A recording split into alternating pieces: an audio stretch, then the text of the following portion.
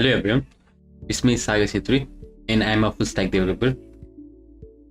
So यो video सम्म आउनु भएको छ भने चाहिँ you guys know about Laravel and React है यसको बारेमा चाहिँ मैले धेरै कुरा गर्न चाहे हैन. फर्स्टली चाहिँ यो भिडियो किन त भन्ने कुरा गरौँ है त.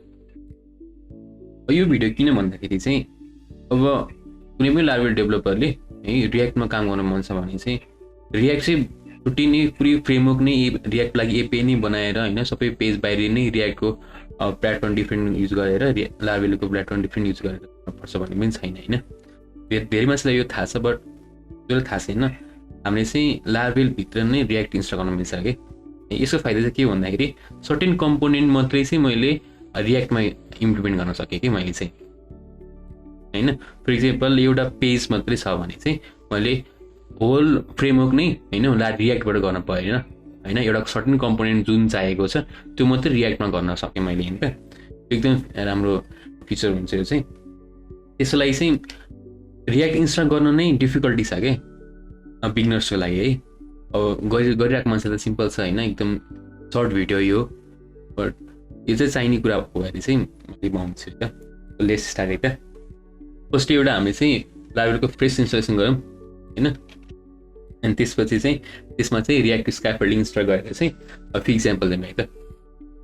र फोल्डर बनाउँछु मैले React भनेर अनि यसलाई चाहिँ मैले VS कोड ओपन गरेँ त. एउटा React सरी Laravel को प्रोजेक्ट बनाऊँ है. कम्पोजर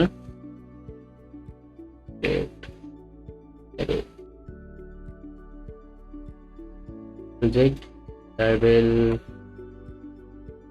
Laravel React दिन्छ त. अब यो कोडले चाहिँ के गर्छ भन्दाखेरि एउटा Laravel React भन्ने फोल्डर बनाएर त्यसमा चाहिँ Laravel चाहिँ इन्स्टल गरिदिन्छ. Let's wait for few seconds है त. मसँग Laravel को फ्रेश इन्स्टलेसन छ है.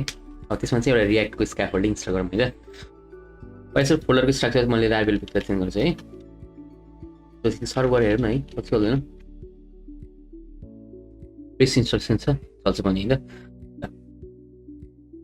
एकर्डिङ टु डकुमेन्टेसन चाहिँ हैन React इन्स्टल गर्नको लागि चाहिँ हामीले एउटा webpack mix.js भन्ने छ. यसमा चाहिँ .react भन्ने चाहिँ राख्दियो भने चाहिँ सरी React यति गर्दै भने चाहिँ हुन्छ. अनि composer sorry npm run dev गर्यो भने आफै बेबल इन्स्टल गरिदिन्छ भनेको छ हैन. त्यसले चाहिँ नहुँदै चाहिँ एकदम धेरै एररहरु फेल छ त्यसले चाहिँ हैन. त्यो चाहिँ एकदम राम्रो वे छ हैन. के गर्नु भने ट्रेडिसनल वे पहिला चाहिँ हाम्रो Laravel मा के हुन्छ भन्दाखेरि Laravel UI भन्ने थियो हैन. त्यसको थ्रु चाहिँ हामी इन्स्टल गर्नु है त. Composer sorry folder structure change गर्छु है त. Laravel React user require Laravel यसले Laravel UI लाई इन्स्टल गर्छ हैन. अनि अब Laravel UI इन्स्टल भइसकेपछि अब जुन Laravel UI चाहिँ पहिला भ्यूमा सेटअप भएको हुन्छ त्यसलाई चाहिँ चेन्ज गरेर चाहिँ हामीले React बनाउँछौँ त. ल त्यसलाई चाहिँ PHP artisan है UI React है त. यसले चाहिँ हाम्रो जुन अघि UI इन्स्टल भएको थियो त्यसलाई चाहिँ React स्क्याफोल्डिङमा चेन्ज गरिदिन्छ है. किनकि पहिला चाहिँ डिफल्टमा भ्यू इन्स्टल भएको हुन्छ त्यसै React मा चेन्ज गरिदिन्छ हैन. यो चेन्ज भइसकेको छ. React पनि आफै नै अटोमेटिक यहाँ पनि आइसकेको छ हेर्न सक्नुहुन्छ हजुरले है. ल यसलाई काट्दिम. अनि अहिलेको लागि चाहिँ मैले npm इन्स्टल रन गरेँ है त. npm इन्स्टल यसले चाहिँ हाम्रो npm प्याकेज सबै इन्स्टल गरिदिन्छ. npm प्याकेजहरु इन्स्टल भइसकेको छ है. अब let's run npm run dev है त. npm run dev अझ पनि हेरिरहेको छ केमा हेरिरहेको छ. Not recognized as internal external. Let me check it. लगेर भर्खर एउटा म्याजिक भयो है. मैले चाहिँ अहिले के र त्यो सल्भ गर्न नसकेर म वासरुम गरेर आएको. वासरुम गरेर आउँदा चाहिँ प्रब्लम सल्भ भयो के है. एकचोटि मैले चाहिँ npm run dev फेरि क्लिक गरेर ल्याउँछु है. अनि एउटा कुरा चाहिँ npm run dev first time गर्दाखेरि चाहिँ मोस्ट अफ द केसमा चाहिँ मैले गर्दा चाहिँ फर्स्ट चोटि चाहिँ एरर आएको थियो हैन. यस्तै एरर आउँछ हैन. अनि सेकेन्ड चोटि गर्दाखेरि चाहिँ राम्रोसँग कम्पाइल हुन्छ है. कम्पोनेन्ट त बनिसक्यो होला है, कम्पोनेन्ट बनिसकेको छ, सर्ट पनि भइसक्यो है। अब हामीले npm run watch यसले चाहिँ के गर्छ भन्दाखेरि हाम्रो जति पनि चेन्ज कम्पोनेन्टमा चेन्जेसहरू हुन्छ त्यसलाई चाहिँ वाच गरेर कम्पाइल गर्ने काम गर्छ होइन। कि फेरि npm run dev गरेर बस्ने कुरा पनि त भएन नि त। त्यही भएपछि अहिले चाहिँ मैले यसलाई टर्मिनललाई क्लोज गरिदिएँ होइन, यसले चाहिँ वाच गरिरहन्छ। कम्पोनेन्ट काम है त। अब चाहिँ कम्पोनेन्टमा के छ भने example.js भन्ने चाहिँ यसलाई चाहिँ रिनेम गरेर app.js भन्छ। app.js सरी एप पनि एप बनाउँछु, एप बनाउँछु, एप पनि एप बनाउँछु र लगभग युज मान्छेले एप नै युज गर्छ इक्जाम्पल भन्दा पनि होइन। एउटा चाहिँ मैले छुट्टै इक्जाम्पल पनि राखेँ, इक्जाम्पल भन्दा पनि कपी गरेर यसलाई कपी गरिदिउँ है। यसले चाहिँ button.js राख्ने ल, button.js राख्ने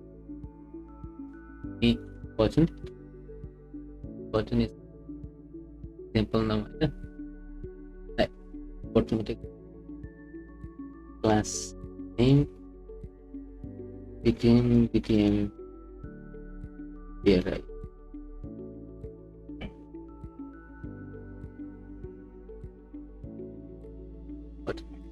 अब यसलाई चाहिँ button term main button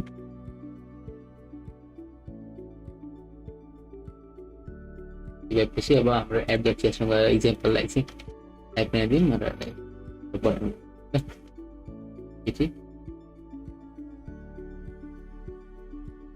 यो त जस्ट कम्पाइल गरेर हामीले सबै गऱ्यौँ होइन। अब चाहिँ एक्चुअलमा चाहिँ हामीले देखाउँ भनेको त्यो भ्यूमै हो होइन। त्यो वेलकम छ, यसमा चाहिँ मैले ल यो स्टाइलहरू छ बाटो कि पनि एउटा राख्छु, यसलाई एउटा डिप छ चेटी आउटपुट हेर्नु त कस्तो आइरहेको छ। मैले प्लेन आउटपुट छ यसमा चाहिँ। अब यो आइडी के अरे एप होइन, ल त्यसले नै मिस्टेक गर्ने काम चाहिँ मैले सेट र ट्रान्सफर चाहिँ लिङ्क गर्ने link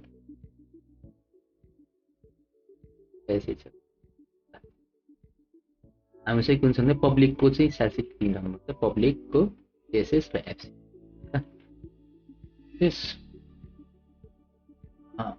CSS yes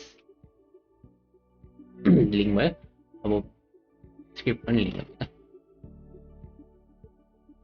script SRC public JS है, यहाँ चाहिँ JS भित्र एप्स आउटपुट आइरहेको छैन यो स्क्रिप्ट तलपट्टि हालेर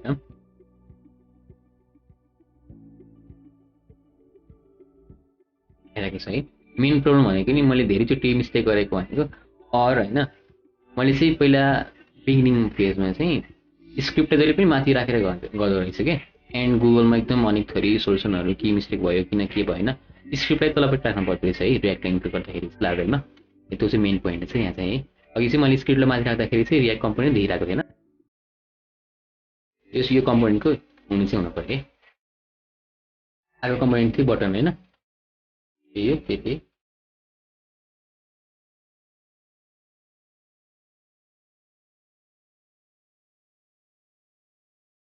त्यसरी नै हामीले डिफ्रेन्ट अब अहिले त मैले बटनहरू मैले बनाएँ होइन, ठिक छ होइन, डिफ्रेन्ट कम्पोनेन्टहरू लिएर आएँ। अब डिफ्रेन्ट पेजेसहरू चाहिएको छ भने पनि हामीले बनाउन सकिन्छ होइन। रियाक्ट नै छुट्टै नै पुरै फ्रेमवर्कबाट नै बनाउनु पर्छ भन्ने पनि छैन होइन, सबै पेज रियाक्ट नै बनाउनु पर्छ भन्ने छैन, सर्टेन कम्पोनेन्ट मात्रै रियाक्ट पनि बनाउन सकिन्छ है। जस्ट त्यतिको लागि चाहिँ मैले यो सर्ट भिडियो बनाएको होइन। And if you guys like the video होइन, यु क्यान सेयर सब्सक्राइब